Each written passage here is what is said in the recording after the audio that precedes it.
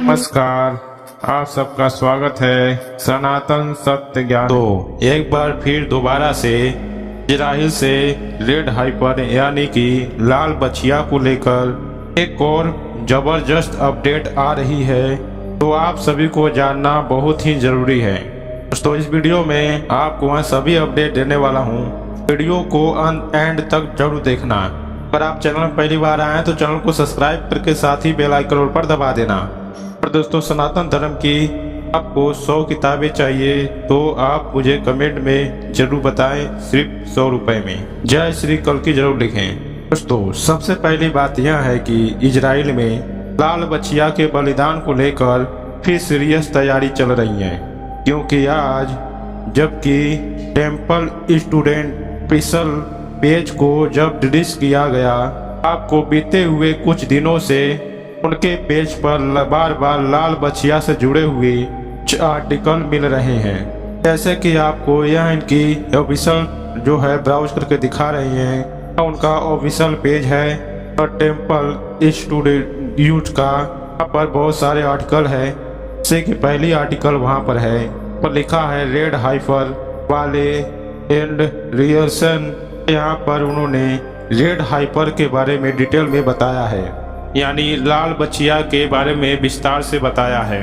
दूसरे देश के लोग इस विषयों पर क्या सोचते हैं, वास्तविकता में यह सब चीज़ें क्या है, और ने कुछ तस्वीरें भी साझा की है और अपने ऑफिशियल पेज फेसबुक पर। ओरिजिनल लाल बछिया नहीं है, बल्कि यह एक आपके जानकारी के लिए दिए हैं।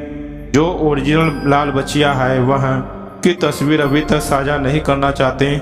उसके बाद एक पोस्ट और वहाँ पर है, इसमें लिखा है सेकेंड डे एम निशान मोसे prepaid day and process first हाइफर। और यहाँ पर यह भी बताया है कि अब यहूदियों के ट्रेडिशन को माने जो मूसा थे वह पहली लाल बछिया बलिदान किए थे, वह निशान के महीने में किए थे। वह निशान कैलेंडर में है क्योंकि हमारे लिए अप्रैल माना जाता है। इसी महीने 3300 साल पहले लाल बछिया का पहला बलिदान मूसा के द्वारा किया गया था। और उसके बाद थोड़ी हिस्ट्री और उसका इतिहास बताया है, जो बताया पहली लाल बछिया जो है वो मूसा के द्वारा बलिदान की गई थी। उसके बाद जो दूसरी लाल बछिया थी वह इजरा के समय में की गई थी 70 AD में, जबकि रोमन ने टेम्पल को डिस्ट्रॉय नहीं किया था। अब तक लगातार 9 बछियाओं का बलिदान किया गया था, वह पूरी यहूदी इतिहास में। और नीचे वह लिखते हैं, जो कि बड़ी सोचने या कंट्रास्ट करने वाली बात है। यहाँ पर ध्यान दें, लिखते हैं कि जो 10वां बलिदान होगा वह हमारे राजा एवं मसीहा के द्वारा किया जाएगा, बस वह जल्दी हमारे सामने आए। जो कि यहाँ पर यहूदियों ने अपने इरादे बिल्कुल साफ कर दिए हैं। गया है कि जो 10वां बलिदान बछिया का दिया जाएगा और जो होने वाला है नेक्स्ट, वह मसीहा के हाथे होगा, वह जल्दी आने वाला है। दोस्तों, यह चीजें बहुत ही सीरियस होती जा रही है। एंटी क्राइस्ट एवं लाल बछिया को लेकर बहुत सारी थ्योरीज लोगों के सामने आ रही है, बहुत सारी चीजें देखने को मिल रही हैं। यहूदी भी इस बात की कामना कर रहे हैं कि जो उनकी मसीहा है, जिन्हें वह मसीह मानते हैं, वह बहुत ही जल्दी सामने आएगा। यह चाहते हैं कि वह जो बलिदान हो वो उसी के द्वारा हो। यह बहुत ही ज़्यादा इंटरेस्टिंग है। इस समय हमें देखना होगा कि किस प्रकार क्या घटनाएं होती हैं, तो दुनिया को बदल कर रख देंगी। और जैसे जैसे उनके ऑफिशियल फेसबुक में वह आगे बढ़ते हैं, पर एक और पोस्ट है इसी लाल बछिया को लेकर। वह 29 मार्च को पोस्ट की थी रेड हाइपर को लेकर। यह सभी चीज़ें आप खुद भी चेक कर सकते हैं। आप इनके पेज को खुद से विजिट कर सकते हैं, वहां पर डिटेल्स में पढ़ सकते हैं। यह सारी चीज़ें जो आपके सामने शेयर कर रहा हूँ, सब चीज़ें आप जाकर वहां पर देख सकते हैं, वेरीफाई कर सकते हैं। 28 मार्च से पहले 27 मार्च को भी, आगे भी नीचे देखेंगे तो बार बार लाल बछिया का जिक्र वहां पर किया जा रहा है। कुछ सीरियस इजराइल में जरूर चल रहा है। बाद यह भी बता दूं, तीसरे मंजिल का मैप, एक बर्तन, ब्लू प्लेट, ऑल्ट एवं सब कुछ रेडी है, बस उन्हें वेट है तो वह बलिदान करें। तीसरे मंदिर का निर्माण कार्य शुरू हो जाए। तीसरे मंदिर को बनाना, इन सब चीजों को देखकर बहुत से सारे लोग घबराए हुए भी हैं। अब दुनिया का अंत होने वाला है। और हाँ, यह तो बात सत्य है कि अंत होने वाला है, लगातार अंत की ओर बढ़ रहे हैं। ऐसा भी नहीं है कि लाल बच्चिया का यहाँ बलिदान हुआ और दूसरी ओर अंत आना शुरू हो जाएगा।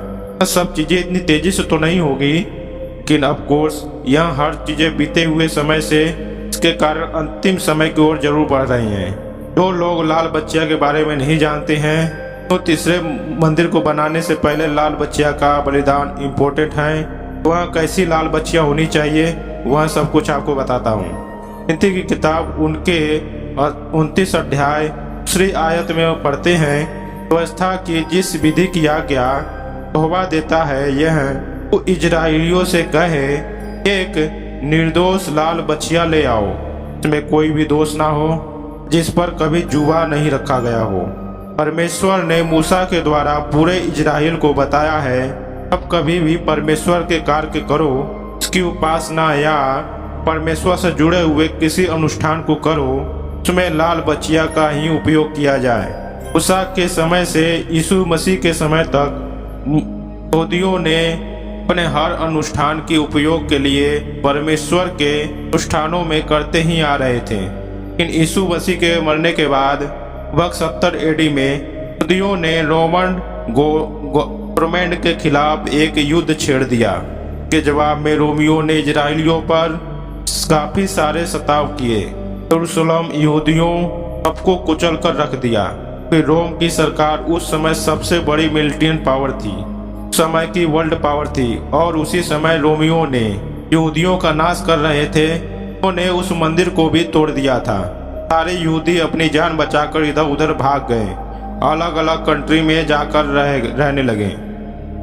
तब से 70 एडी से लेकर अभी तक लगभग 1800 साल से 19 तक 100 वर्ष पूर्व यहूदियों ने इधर उधर तितर बितर पड़े हुए थे, अलग अलग जगह फैल गए थे जान बचाने के लिए। पिछले 1800 से 1900 सालों में यहूदी इजराइल में थे ही नहीं, तो वहां पर किसी भी लाल बच्चिया का जन्म भी नहीं हुआ। 1948 में इजराइल एक बार फिर से राष्ट्र घोषित हुआ। दुनिया भर से सभी यहूदी इजराइल आने लगे। दोबारा से बात हुई परमेश्वर के मंदिर को बनाया जाए, तो ओरिजिनली राजा सुलेमान के द्वारा बनाया गया था। तो दाऊद के पुत्र थे राजा सुलेमान के द्वारा। जब उन्होंने डिसाइड कर लिया तीसरा मंदिर परमेश्वर को बनाया जाए, तब वहाँ सबसे बड़ी कमी खल रही थी लाल बच्चिया की, कि कोई भी मंदिर निर्माण को कार्य करने से पहले उन्हें लाल बच्चिया का बलिदान करना पड़ता है। वह बलिदान उनके पास था ही नहीं। बहुत सीरियस बातें हैं इस लाल बच्चिया को लेकर। पहली बात कि इसमें कोई दोष नहीं होना चाहिए, लगभग 3 साल से या उससे ऊपर होनी चाहिए। एक भी बार अगर उससे अलग होता है, लाल बच्चिया है तो पूरे बाल लाल होने चाहिए। उसमें एक भी बार किसी प्रकार का या ब्लैक है या सफ़ेद है, उस बच्चिया को रिजेक्ट कर दिया जाएगा। उसके बाल पूरी तरह से रेड होने चाहिए। बच्चिया के ऊपर कभी भी जुआ नहीं रखा गया हो। और तीसरी बात, ऐसी बच्चिया होनी चाहिए जो कभी फिजिकल रिलेशन नहीं बनाया हो। तो इस वीडियो में अभी तक हम लोग देखते आए हैं कि इस प्रकार की इम्पोर्टेंट इंफॉर्मेशन टेम्पल स्टूडेंट के द्वारा शेयर की जा रही है लाल बच्चिया को लेकर।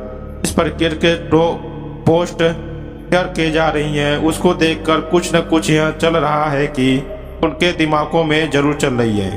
तैयारियां पूरी हैं ताकि लाल बच्चिया का बलिदान किया जाए और उसके बाद मंदिर का निर्माण हो। ऐसी बहुत सारी चीज़ें हैं हम सबके सामने आने वाली हैं। सारे स्पष्ट का ऐसा भी कहना है कि इसी महीने यानी इसी निशान के महीने में, नहीं अप्रैल के महीने जो यहूदियों का पास ओवर आ रहा है, उसी समय किया जाएगा। यह चीज़ बहुत ही ज़्यादा इंटरेस्टिंग होने वाली है।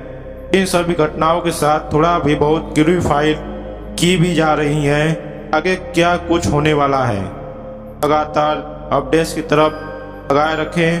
तो यह रही उस लाल बच्चिया को लेकर यहूदियों की कुछ जानकारी। दोस्तों, आपको एक बात बता दें, हालांकि परमेश्वर ऐसी कोई भी चीज़ सबके लिए तो लागू नहीं करता है, परंतु जो मूसा थे उनके लिए, उनकी परीक्षा के लिए कि वह अल्लाह ताला पे या परमेश्वर पे कितना विश्वास करते थे उनकी, क्योंकि वो नबी थे, नबी के होने के कारण वह विश्वास दिलाना एवं भरोसा परीक्षा के तौर पर देना था। और बकिया से सामान्य स्थिति में या सामान्य व्यक्तित्व में यह चीज नहीं माना जाता है। जहाँ तक ये बात परमेश्वर की तरफ से ये चीज है, परमेश्वर तो एक ही होता है, भगवान तो एक ही होता है।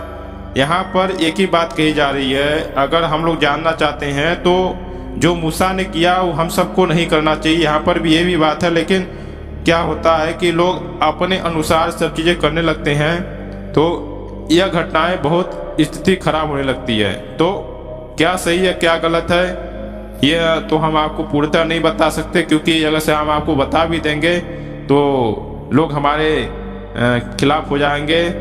खिलाफ की जरूरत नहीं है, लेकिन विश्वास की कोई भी नहीं करेगा। तो दोस्तों, जानकारी आपको पसंद आए तो जानकारी आप वीडियो को लाइक करें। चैनल में अगर आप पहली बार चैनल को सब्सक्राइब करके बेल आइकन पर दबा दें। कमेंट में जय श्री कल की जरूर लिखें और अपनी राय जरूर बताएं।